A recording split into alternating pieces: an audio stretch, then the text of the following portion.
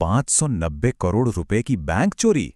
सुनते ही दिमाग में क्या आता है? कोई हाईटेक साइबर अटैक, है ना?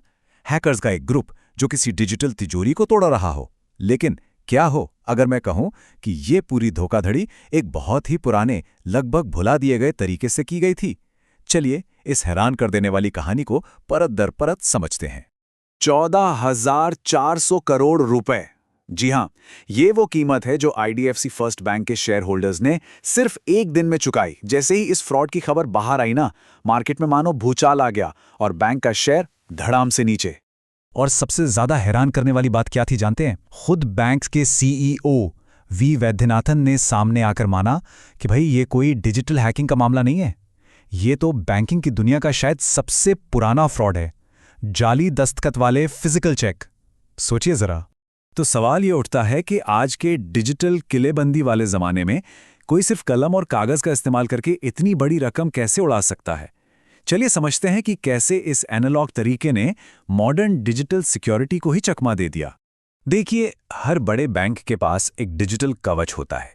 इसे कहते हैं मेकर चेकर ऑथराइजर सिस्टम। आसान भाषा में समझें तो कोई भी बड़ा ट्रांजैक्शन करने के लिए 3 अलग-अलग लोगों की जरूरत पड़ती है। एक जो ट्रांजैक्शन बनाएगा, दूसरा उसे चेक करेगा और तीसरा उसे फाइनल मंजूरी देगा। माना यह जाता है कि इस सिस्टम को भेद पाना लगभग नामुमकिन है। तो फिर चोरों ने इस डिजिटल ताले को तोड़ा कैसे? उन्होंने इसे तोड़ा ही नहीं, उन्होंने इसे पूरी तरह से बायपास कर दिया, सिर्फ 2 स्टेप्स में। पहला, मिलीभगत करने वाले बैंक कर्मचारियों ने सरकारी फंड्स को फिक्स डिपॉजिट में डाला ही नहीं, बल्कि उन्हें लिक्विड यानी चालू खातों में छोड़ दिया। और दूसरा, फिर उन्होंने जाली चेक और डेबिट स्लिप का इस्तेमाल करके ये सारा पैसा बैंक से निकाल लिया। सब कुछ डिजिटल सिस्टम की नजरों के ठीक नीचे, पर उसकी पकड़ से बाहर। अब जाहिर है इतना बड़ा कांड कोई एक अकेला इंसान तो कर नहीं सकता। 590 करोड़ रुपए निकालने के लिए बैंक के अंदर और बाहर दोनों जगह से मदद की जरूरत थी। एक पूरा नेटवर्क था, बैंक कर्मचारियों से लेकर बड़े सरकारी अफसरों तक का। चलिए देखते हैं कि मिलीभगत का ये जाल कितना बड़ा और गहरा था। तो ये पैसा था किसका? ये पैसा था हरियाणा सरकार के अलग-अलग विभागों का। और निशाना बनाया गया उन अकाउंट्स को, जैसे कि स्टेट पोल्यूशन कंट्रोल बोर्ड, जिनमें सरकारी खजाने का पैसा महीनों या सालों तक यूं ही पड़ा रहता था। इन डॉर्मेंट यानी सुस्त पड़े खातों पर किसी की नजर नहीं जाती थी, और बस यही चीज उन्हें एक परफेक्ट टारगेट बना गई। और इस काम को अंजाम देने में मदद की अंदर के ही लोगों ने, बैंक के भी और सरकार के भी। 4 बैंक अधिकारियों को तो सस्पेंड कर दिया गया, लेकिन जो सबसे चौंकाने वाली बात सामने आई वो ये थी कि जांच की सुई 4 सीनियर आईएएस अफसरों की तरफ भी घूम गई।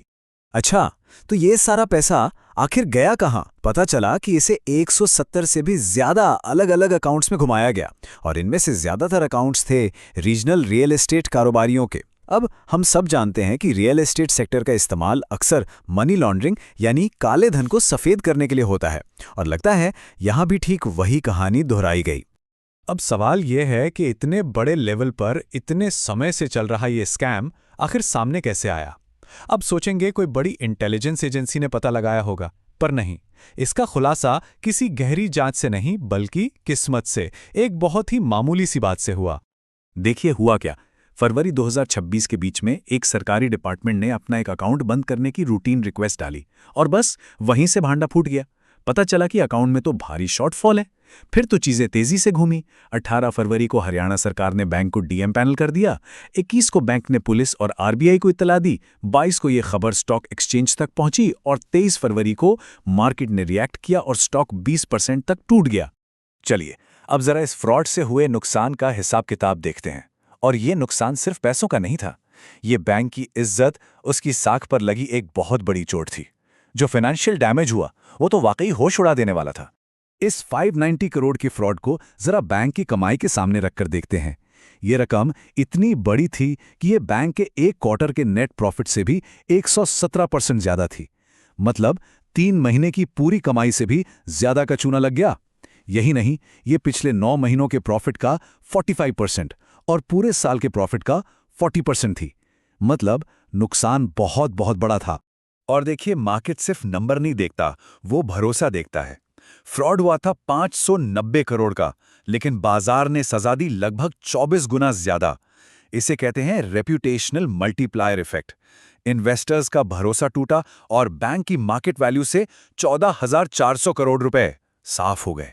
अब आप सोच रहे होंगे कि बैंक के पास इंश्योरेंस तो होगा ही। हाँ, था, लेकिन कितना? सिर्फ 35 करोड़ रुपए का।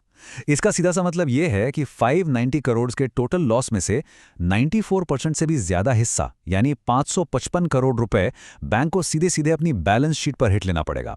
ये एक बहुत बड़ा झटका है। देखिए, ये कहानी सिर्फ आईडीएफसी फर्स्ट बैंक की नहीं है। इस एक घटना ने पूरे बैंकिंग सिस्टम में मौजूद कुछ ऐसी दरारों को सामने ला दिया है जिन पर शायद पहले किसी का ध्यान ही नहीं गया था। इस फ्रॉड का असर देखिए। हरियाणा सरकार ने घबराकर सिर्फ आईडीएफसी फर्स्ट बैंक को ही नहीं बल्कि एयू स्मॉल फाइनेंस बैंक को भी अपने सारे सरकारी काम से हटा दिया। और ये तब जब एयू बैंक ने साफ साफ कहा कि उनके यहाँ कोई फ्रॉड नहीं हुआ है। ये दिखाता है कि कैसे एक बैंक में लगी आग की आंच दूसरे बैंकों तक भी पहुंच सकती है और पूरे सिस्टम में एक डर का माहौल बना सकती है। तो इस पूरे मामले से बड़े सबक क्या मिलते हैं? पहला, कि डिजिटल सिक्योरिटी कितनी भी टाइट हो, पुराने एनालॉग तरीके के फ्रॉड आज भी एक बहुत बड़ा खतरा है। दूसरा, सरकारी विभागों के सुस्त पड़े खाते जिनमें मोटा पैसा होता है वो असल में बहुत वल्नरेबल हैं। तीसरा, ऐसी घटनाओं से लोगों का भरोसा प्राइवेट बैंकों से उठ सकता है। और आखिर में ये फिर से साबित हुआ कि real estate sector money laundering के लिए सबसे पसंदीदा रास्ता बना हुआ है।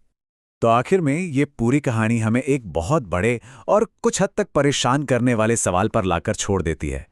हम एआई और साइबर सिक्योरिटी के युग में जी रहे हैं, लेकिन क्या बैंकिंग सिस्टम के लिए आज भी सबसे बड़ा खतरा एक छोटा सा कागज का टुकड़ा और उस पर किया गया एक जाली दस्तखत ही है? ये एक ऐसा सवाल है जिस पर हम सबको सोचने की जरूरत है।